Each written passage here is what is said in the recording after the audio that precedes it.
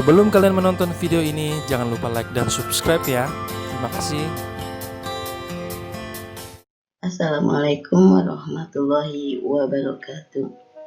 Apa kabar anak-anak? Semoga tetap sehat dan tetap semangat. Ketemu lagi dengan Ibu Titin dari SMP 28 Kota Tangerang. Pada pertemuan ini Ibu akan membahas yaitu tentang teks cerita pendek. Kompetensi dasar 1. Mengidentifikasi unsur pembangun karya sastra dalam teks cerita pendek yang dibaca atau yang didengar. 2. Menelaah struktur dan aspek kebahasaan cerita pendek yang dibaca atau yang didengar.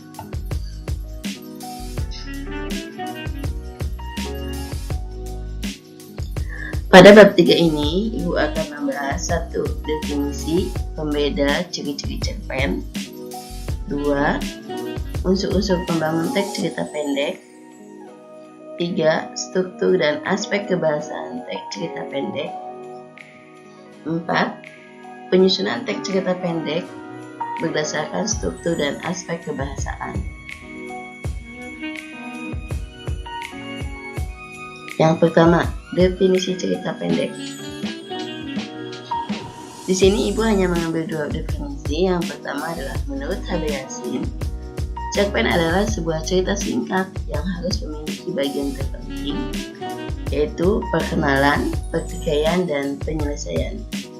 Sedangkan yang kedua adalah menurut J.S. Badudu, cerpen adalah cerita yang hanya menjurus serta terfokus pada satu peristiwa saja.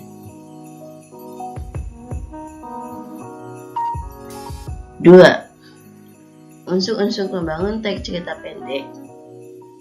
Di sini ada 2 unsur. Yang pertama adalah unsur intrinsik yang terdiri dari tema, latar, penokohan, sudut pandang, alur, dan amanat. Yang kedua adalah unsur ekstrinsik, yaitu ada bahasa, ada latar belakang pengarang, dan ada nilai-nilai yang terkandung dalam teks cerita pendek tersebut. 3. Simpulan unsur-unsur pembangun teks cerita pendek beserta buktinya. 1. Hubungan antar unsur pembangun dalam teks cerita pendek. 2. Bukti keterangan hubungan antar unsur pembangun dalam teks cerita pendek.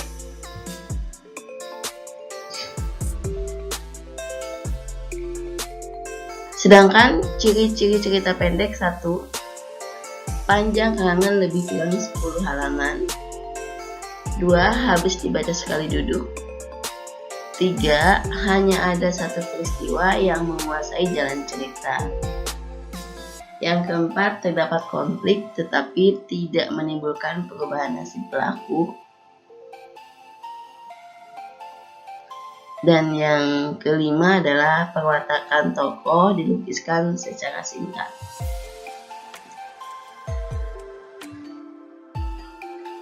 Selanjutnya adalah struktur teks cerita. Di sini ada 3, 1 orientasi, 2 komplikasi, dan yang ketiga adalah resolusi.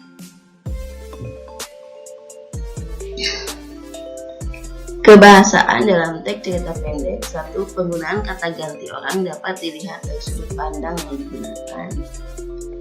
2. Penggunaan penanda yang menunjukkan keterangan waktu.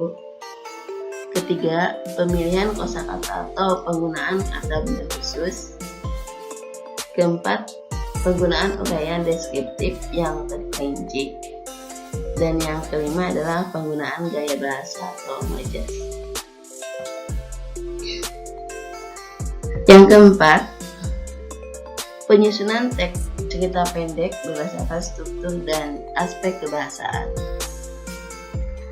Langkah-langkah menyusun cerita pendek. 1. Menentukan tema. 2. Menentukan pusat pengisahan atau sudut pandang. 3. Menentukan perwatakan. 4. Menentukan latar atau setting. Dan yang kelima adalah menyajikan peristiwa sesuai alur cerita. Aspek-aspek yang perlu disunting dalam teks cerita pendek. 1. Kesalahan tulis. 2. Ketepatan ejaan. 3. Pilihan kata.